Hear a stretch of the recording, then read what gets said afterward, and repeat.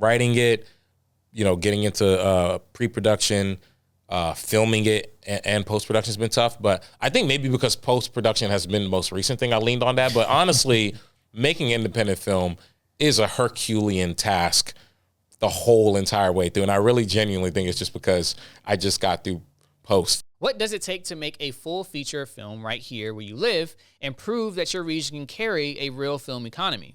Well, today we're talking with Richie Kamtchoum. He's the writer, director, actor, and producer of Bust, a film more than just basketball. It's about identity, expectations, and what it means to return home and try again. The film was made here in the DMV and is now headed to the ABFF's 30th Anniversary Film Festival. We're talking about the themes, the feature-level trade-offs he had to make, and what the DMV needs to do to keep more stories here.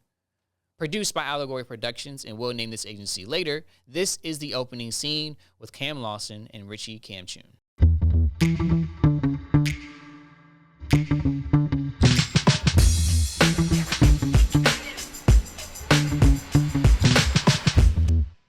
Well, Richie, I'm super excited to dive into your feature film, Bust, but I know you have a plethora of different projects we might touch on. Yeah.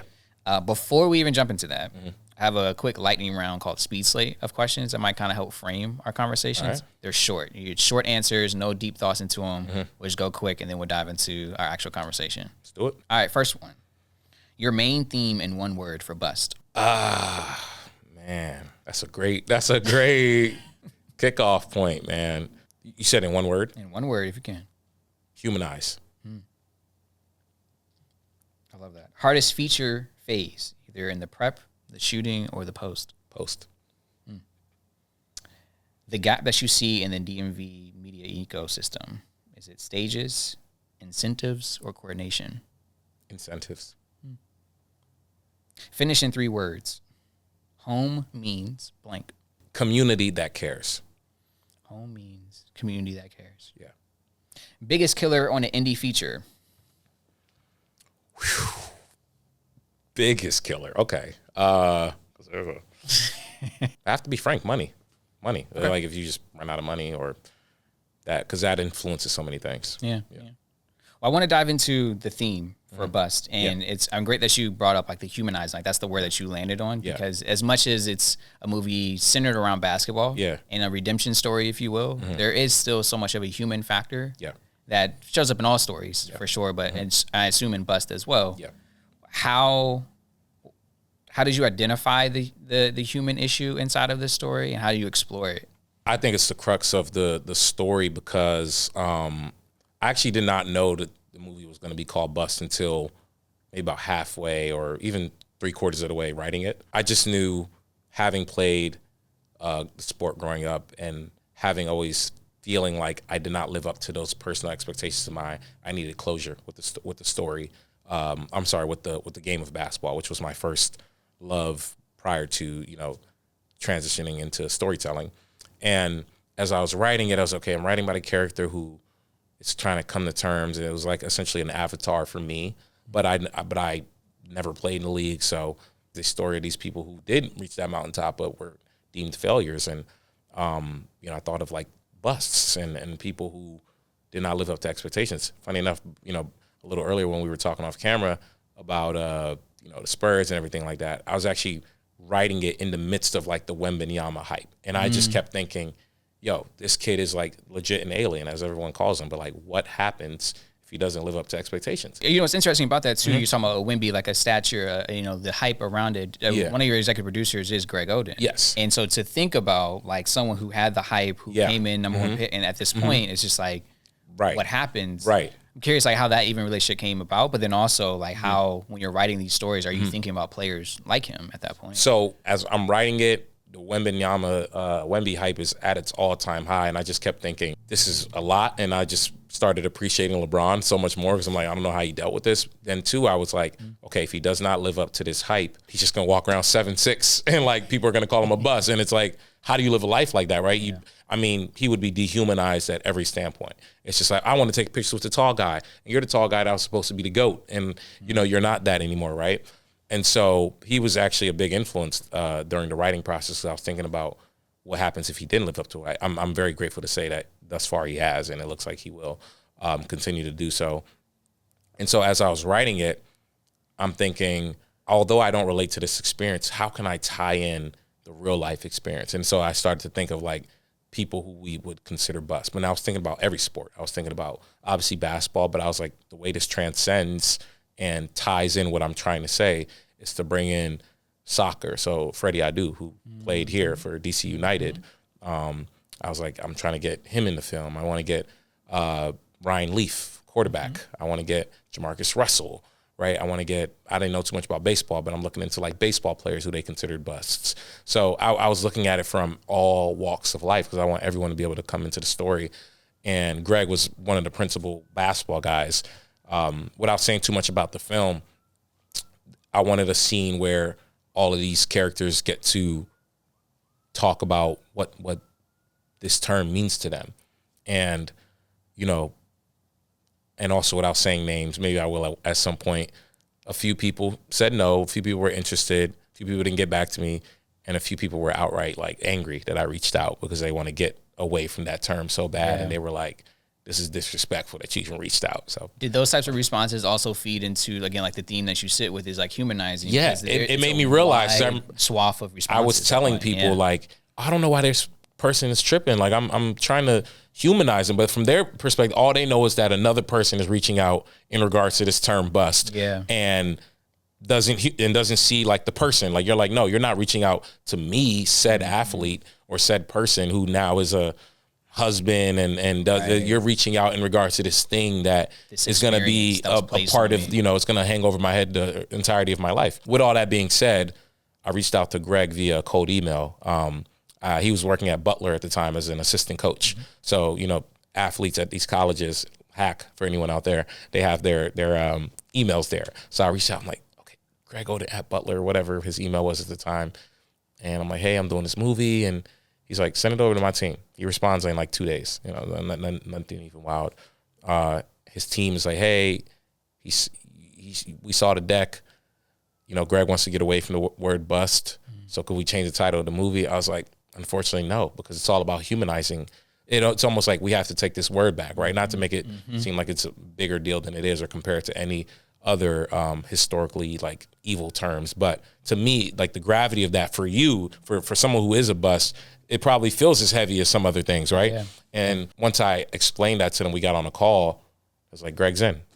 Once you explain that you're trying to humanize the subject, he's in. And so when you ask me what one word is to define the film, I think about there's so many other things that I'm trying to say in the film, but ultimately, I think everyone deserves humanity, whether they are LeBron James or Wembanyama, or they're unfortunately like what people consider Greg Oden, which is a bust. And that full spectrum of possibilities in which you can achieve in whatever endeavor doesn't define who you are. I mean, it defines how good you are at something or how things broke right for you, right? Because the funny thing about Greg is he's not even really a bust. Like, he got hurt. Yeah. When he played, he performed. Yeah. And so it was just important and remains important that everyone deserves humanity. And that's, you know, and I think ultimately, if anyone had to have one takeaway from the movie, it's that. And Greg thankfully resonated with the film. He's been a great supportive partner and executive producer. And, you know, he's going to come on, to screenings with us and really supports the film. So, yeah. I love that. Thank you. You had talked about closure for yourself in this as well, and like how basketball was your first love. I think we were talking a little bit more off screen about that as well, and like how in doing this film, did it help to kind of complete that closure? And if so, how does it feel to be on the other side of that? Yeah, absolutely. To be honest with you, I had a little bit of closure beforehand. Like I hadn't even thought about basketball in the same way for years because a little bit about my backstory. I played, you know, growing up, high school, and partial like walk-on during college. And I remember the coach of the team at Longwood University, he sat me down in the office. He said, hey, we're going to nix the walk-ons. And, you know, I'm trying to play. This is like all I know. This is all I love. And he's like, hey, but you're not a division. I was at a Division I school. And he's like, you're not a Division I player. You know, I could help you transfer to a D3 school. He's like, that's probably the level you're at, but you're not a Division I player. And I just remember it like shattering my heart, right? Because that's all I knew for the entirety of my life. And but it was the realest thing that could ever happen to me at the time, because it made me realize just because you love something doesn't mean you deserve it, right? Like, I loved basketball, but there were objectively way better players than me, right? Like, I mean, you play, like you mentioned, you play, like, man, but they're guys are so talented. Some guys they work for it. Some guys are preternaturally talented, and you can't even teach that, right? Some guys are, I'm about 6'4". Some guys, and I used to think like, okay, I got good size, and bro, if I was in the league right now, I'd be a point guard. Maybe I could get away with a combo guard, man. Like, I was looking at AJ Mitchell. He was cooking last night. He's one of the smallest guys on the court. He's 6'4". Yeah. So I'm like, so many of these things are out of our control, and it made me. I had to realize it doesn't say anything about me and like what I gave to this sport and tried to achieve what I wanted to achieve, but it just wasn't. I brought it as far as I could, and that had to come to terms with that. But it took a while. It took like there's a grieving period when something that you identify with is no longer the sole central thing in your life, and I had to figure out what else I like to do. And I had always loved movies and TV and all that. I took a creative writing class. Shout out to Dr. Stouffer if you're watching this. And we had to just write about different things. And I remember writing about music and film, and I realized I like creativity. And that led me into a rabbit hole of watching a ton of TV, but with a more analytical eye. And then I remember Atlanta came out maybe a year after I had got into like creative writing, and that broke my brain. I was like, this is it. This is exactly this. They talk like how I want to talk. They're speaking to the Black experience in a way that I would hope my art gets to speak to our experiences in ways. It feels like they wanted to take a risk with it. And I remember that shifted everything for me. After that, I was like, this is exactly what I want to do. I want to make something like that one day. I was writing, and on my writing journey and eventually on my filmmaking journey, I wrote a film called High Odyssey. Hopefully that's coming soon, with pretty much my right-hand creative partner. His name is Sherwin Santos. He's a producer, writer, director, based adjacent here and New York. Okay. And we were trying to get it off the ground, and we learned a lot about getting an independent film off the ground.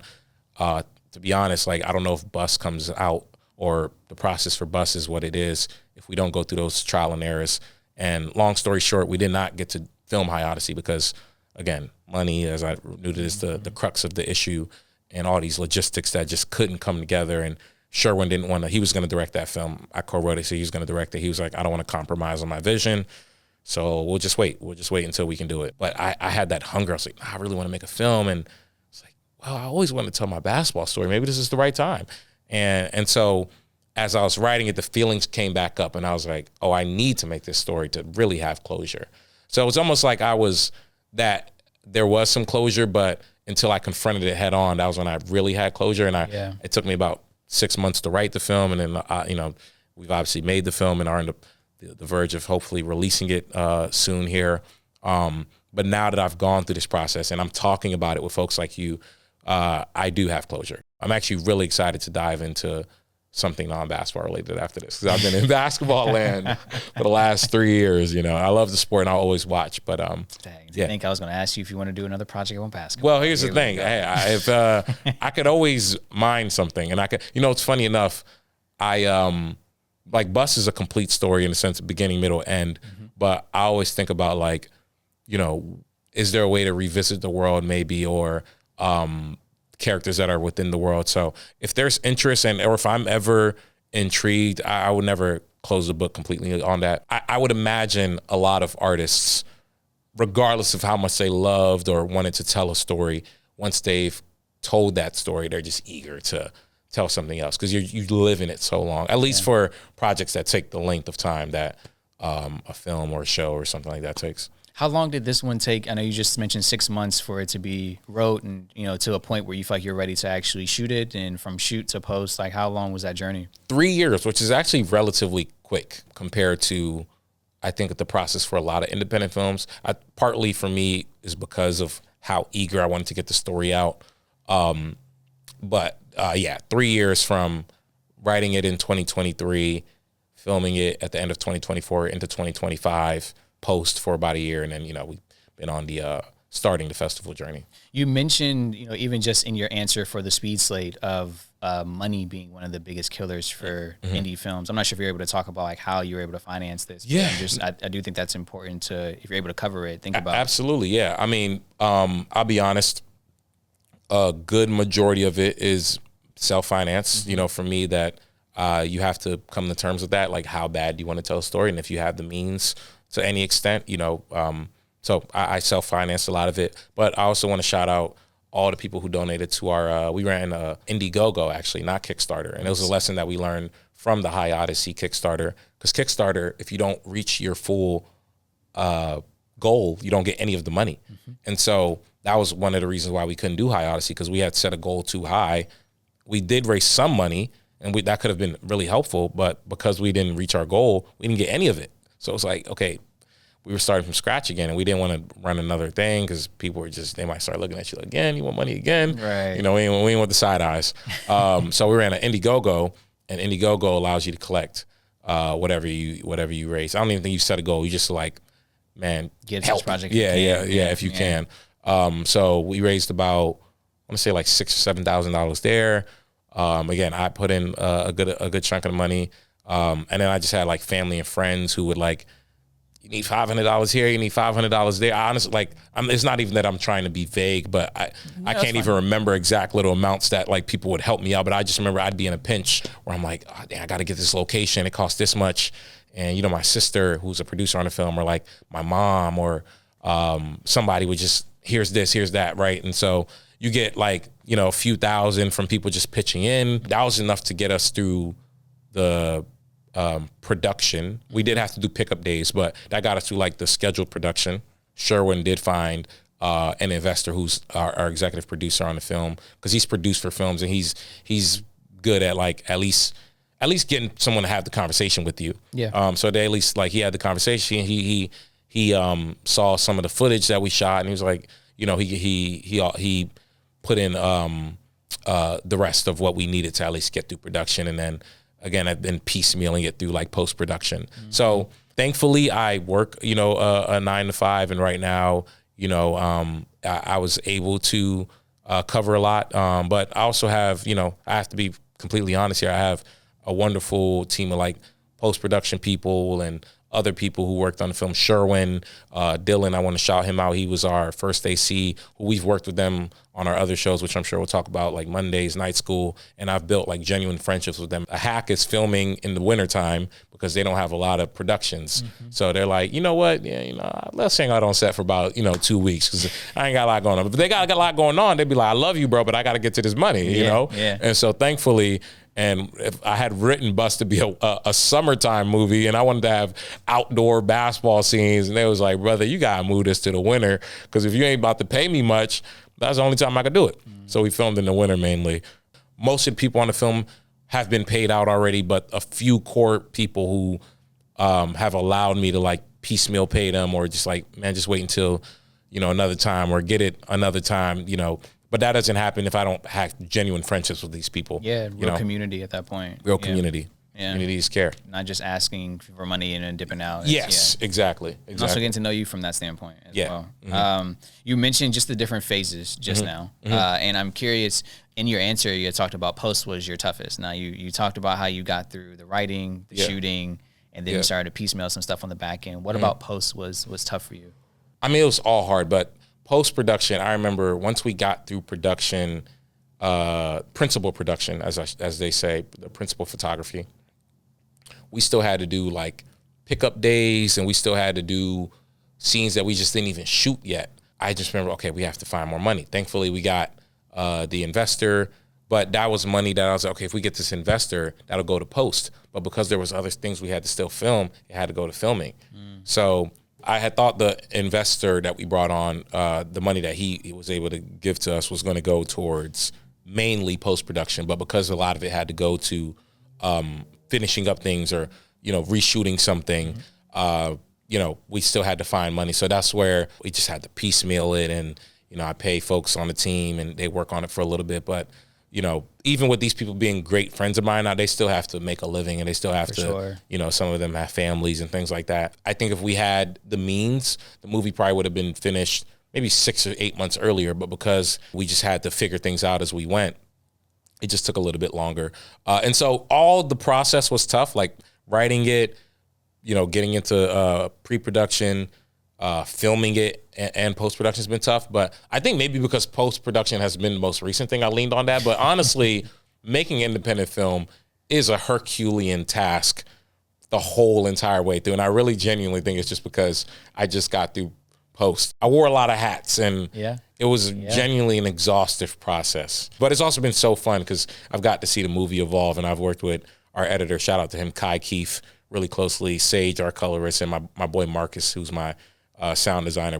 I worked on Mondays with them, and Sage, this is the first project I've worked with, but I know I worked with him for years. And Kai, I've worked with him since Mondays too. And so real good team of folks, and they understand that how much the project means to me. So they'll have like patience when I'm like, yo, what's going on with the thing? They're like, Richie, I love you. You ain't paying me much. I'm gonna get it to you, you know? So I gotta shout them out, man, because they've been great during the process. We were talking about just the many roles you had to play and also the community that's around you. And something that's consistent through a lot of indie filmmaking, but just in general, I think in creatives now, just the multi-hyphenate title, where you're not just showing up as the writer, you're the writer, director, actor, producer, and on Bust, this is what you are, and on many other projects, might also be the same exact way.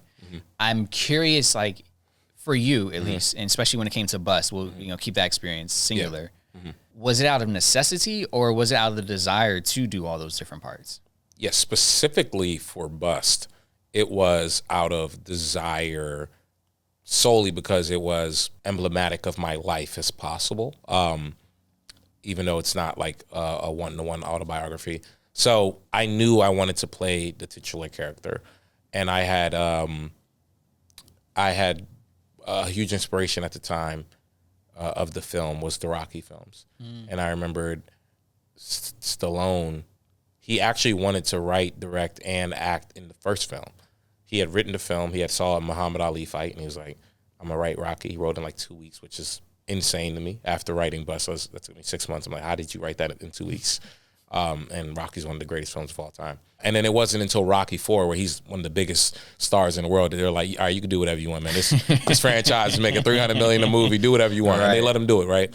And I just essentially skipped that line. You know, maybe that's not the journey for me, but I do have the power as the author of this story that I could make this whatever I want. And I think taking the rules off of what we're allowed to do and the limits that we almost put on ourselves. And it's funny because I talk to my sister a lot, who again is a producer on the film, who I'm really close with, and we talk a lot about our theories regarding different film stuff. And if you saw Monday, she played Tammy on Mondays, and she's also a filmmaker getting into making her first film. And she always talks about, even though she acted as Tammy and that she actually had prior ambitions primarily as being an actor, she would never act in her own thing. She's like, you're diminishing from the other role of being a director or being a writer or being a producer.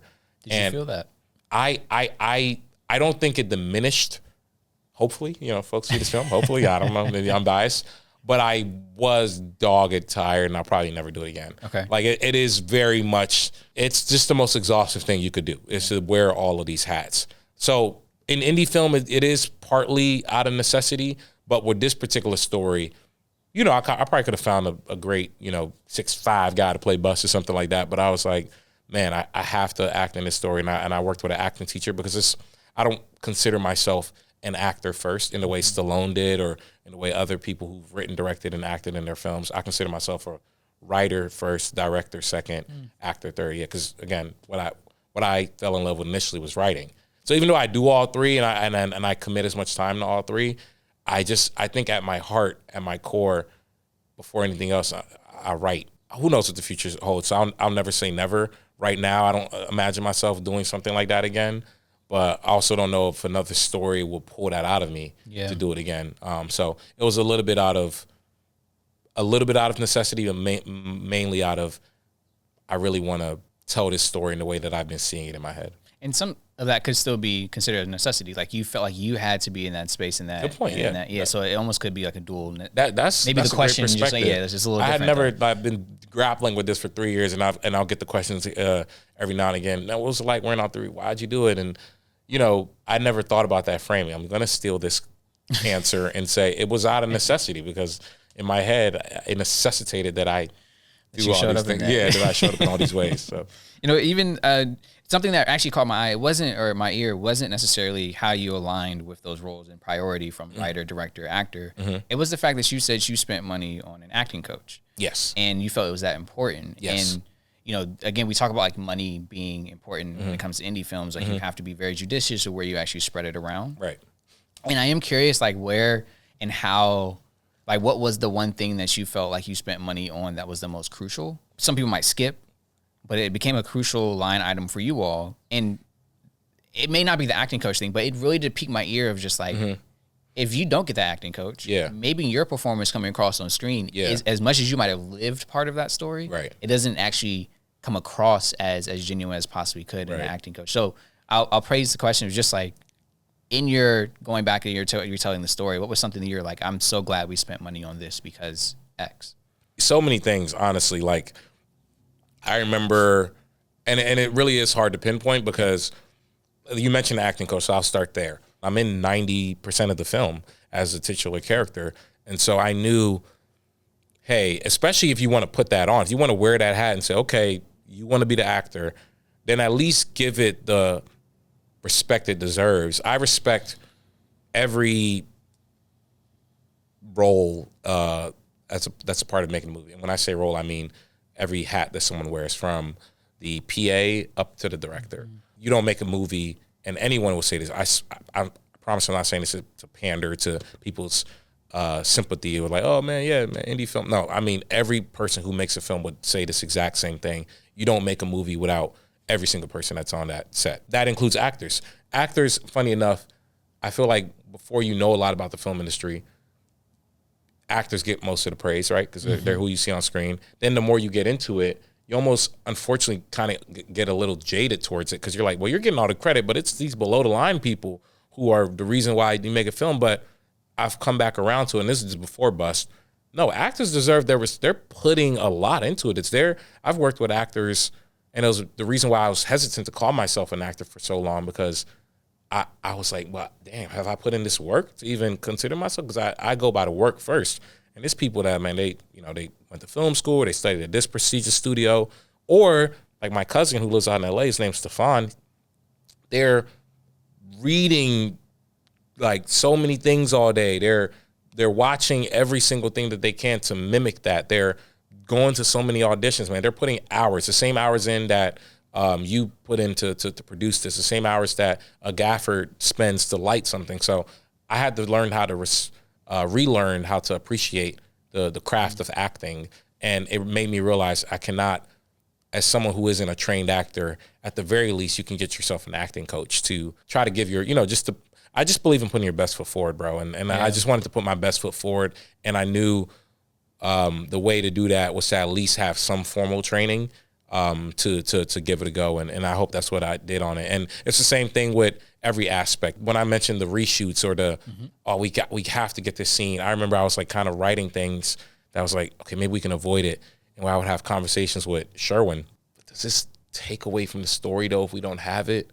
And we would come to the conclusion that, yeah, if we try to circumvent this thing, it diminishes the story that we're trying to tell. So something as simple as we're having a conversation, a heated conversation between me and another character, and we are traveling. It's a more dynamic thing to have this conversation as we are going somewhere, because it goes to show, like, life is moving. But we have these things that have festered and bubbled up, and it's hitting the head as we're on the road, and it just almost makes it more dramatic, because you're like, you guys are doing all this and you commuting somewhere. And at first I tried to circumvent it and have it be a stationary scene. Like, maybe we just do it on the sidewalk, because we ain't got to pay for that. We ain't got to pay for the sidewalk. The sidewalk's free, right? Unless you're in some places that hit you with a permit. But no, I was like, let's just do it on the sidewalk. And I was talking to Sherwin about it. He's like, yeah, it's fine. Then we went back to it. We got closer to the filming date. We talked to some other people. We're like, this kind of cheapens it out, right? This isn't the best version of what the scene could be.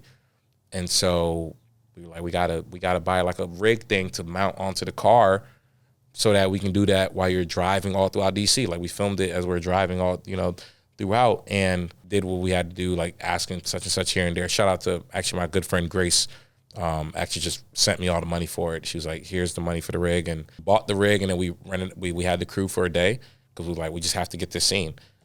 It would cheapen out the story if we don't have it. And so that's probably the clearest example where I can think about like, how does something service the story? And if we don't have it, would it diminish from it? And again, obviously if we had millions of dollars, this story would be even bigger, and it would be like, there'd be the maximalist version of what Bust is. But even on the indie scale, there are little choices that you can make that can help heighten something. You know, I try to, and most indie filmmakers will tell you, storytellers will tell you, right to the location that you have the resources that you can allocate to or that you have access to. And for the most part, I did that. So that's why I kind of stepped away from the locations. But there were certain scenes where I'm like, no, this scene has to be a little bit more dynamic, where we just found a way to make it happen. You know, we'll do it by any means, but like, hey, if this will make the movie X% better, let's try to commit ourselves to it, because we just, you know, at the end of the day, we want to make a movie and tell a story that we're proud of. Story always wins. Yes, story always wins. That's the best way to put it. Very quick and succinct answer. I can tell you do this for a living, because I get long-winded. But it's the technical that you could explain that I couldn't necessarily in that moment. So I think even in your, I won't call it long-winded answer, in your in-depth answer at that point in time, I think it was important to hear, because, you know, as we're watching the film, you would never know like that was a decision when you're sitting there about the car. So it's like there are certain decisions that are showing up on screen that to me as the average viewer, like that's dope. Like I don't know that it's supposed to be on a sidewalk. Like that was the original decision. But you all took that extra step, thought about it, and like to hear that backstory behind it even sometimes makes the stories even better. So that's a good point. I can say story always wins, but I had the story to tell. Yeah, right. This area you shot it in. You know, you born and raised in this area. You left the area and came back to this area. We don't have to dive into the reasons for why you left and came back, but you're here and you decide to film it here. You've been able to be in different areas, but what made you say, I want to tell this story here? Yeah, no, that's, it's central to, I think, everything why the story was always parallel to my life. When I made the transition from, you know, basketball or whatever dream of what I wanted to do to, okay, I'm gonna be a storyteller. And when I eventually was able to, you know, work for a company where I get to tell stories or at least be in a creative capacity, I made the decision to move to New York because I felt aligned with that. I'm like, okay, like I'm aligned with this, and I have to almost be around this energy. We all know New York's where a lot of creators reside.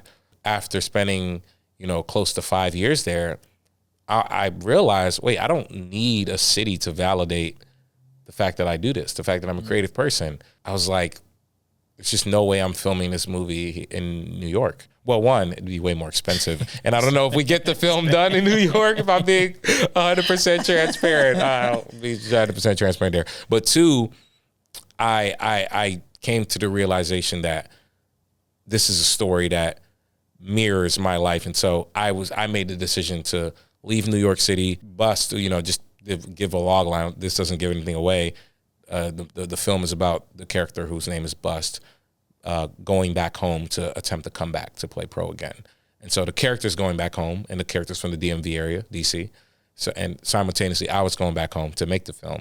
So all these things were parallel, and I realized I had to return home, and the film had to be set here. And in a meta way, it had to show that storytellers that are from here and stories that are based here can be dynamic and can be all these things. And I'm not the only one. And your podcast obviously highlights a lot of these people. But I wanted to make sure that I was doing my part in telling the story here. Yeah, I think you're actively doing that. And also, just for you to say that you carry the weight or the desire to carry some of that weight of making sure activity happens here when it comes to indie filmmaking or just filmmaking, period. We'll call it just indie filmmaking.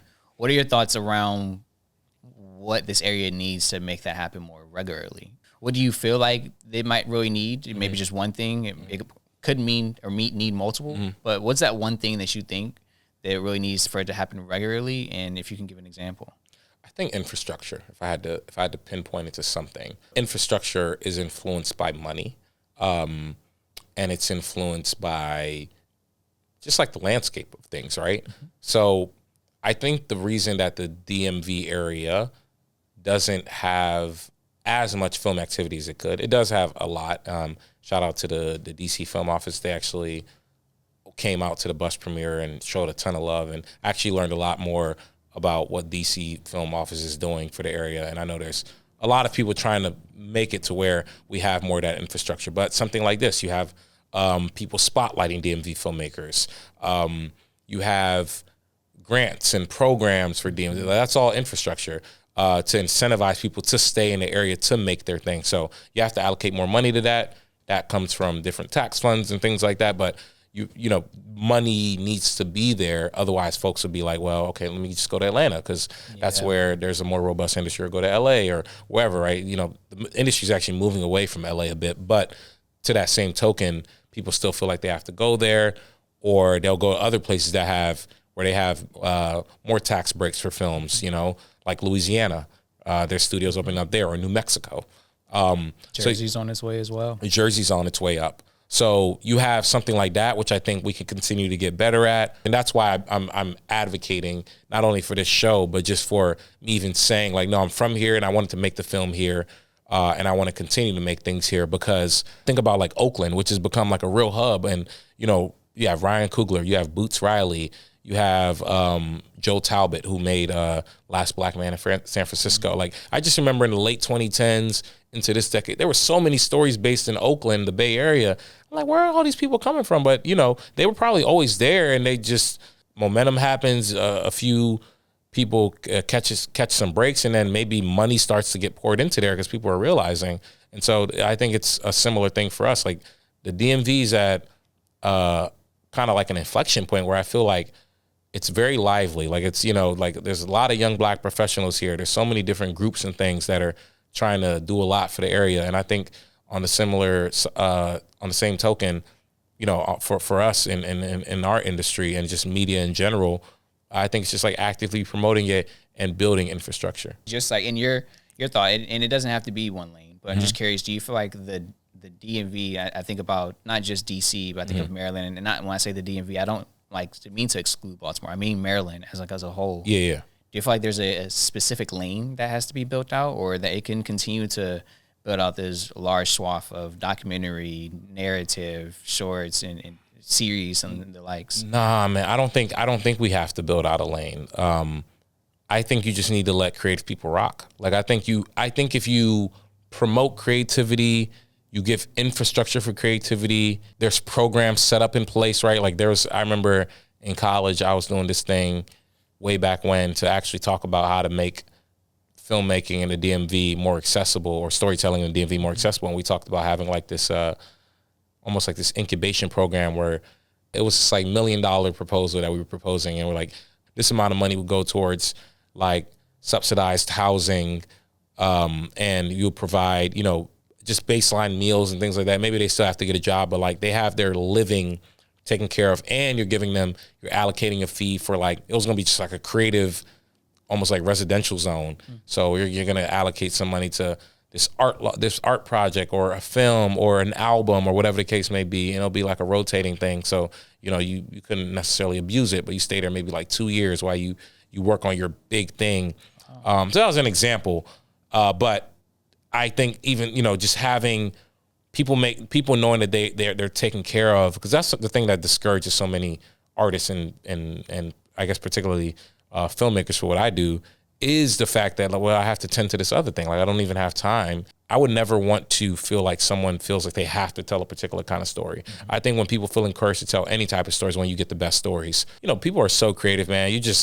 You'll be surprised. I have a younger cousin who is like a genius animator, and I know when she has more resources and more time, I know she's gonna just blow our minds creatively with what she makes. So, man, and it's really for these kids coming up, that if they have that infrastructure, they could do whatever they want to. I love that. Yeah. I also need to talk to you more about that program that you studied off. Yeah, no, and as I was talking about it, I was like, well, I got to dig this up. And absolutely. You know, maybe like, we should definitely talk more about that. Talk to the DC Film Office. Yeah, I got to look at this. There's a lot of people we can talk to about that. Sure. Last question. Yeah. What is a question I should have asked that I didn't ask? It's tough, man. You're a terrific interviewer, and I'm not just saying that because you're right here. I know the PC answer you get a lot of times is that I can't think of nothing, like, because I genuinely can't. Maybe something along the lines of like, who's somebody that works on a film that doesn't get enough love, or who works on like creative projects that doesn't get enough love, or something like that. So a lot of the people who I'm sure come on this show and things like this, they're the front-facing people. But as I noted, like you don't make anything like this without hordes of people helping. So maybe something along those lines. Who would you have said? Or not even individual name, but role? I think the people that just give up their locations.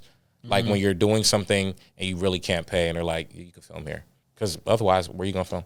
You know, I want to shout out, it's Margaret and David Bowers. They have where like 40% of the film was shot like at the family home where the main character comes back to live with his parents.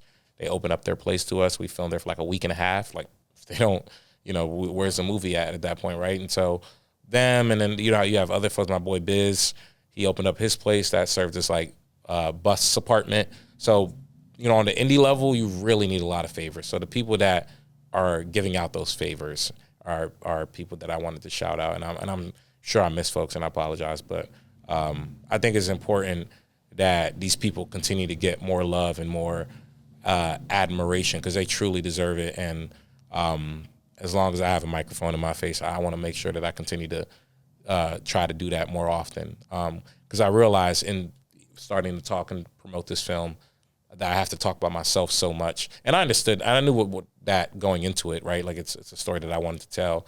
But as I made it, I was like, dang, man, if such and such don't come through here, we don't have a movie. Or if this doesn't happen, we don't have a movie, man. So shout out to the unsung heroes, man. They mean everything to what we do. I love that. It's a great point to end on as well. Yes, Richie, sir. you've been awesome to talk with. Thank you so much, You as man, well, for Cam. joining Appreciate us, you, man. man. Looking Thank forward you. to this coming out and everyone understanding more about Bust, not just the title, but also the humanizing aspect of it. Thank you, bro. Appreciate Of course, you. man. Thanks for having me.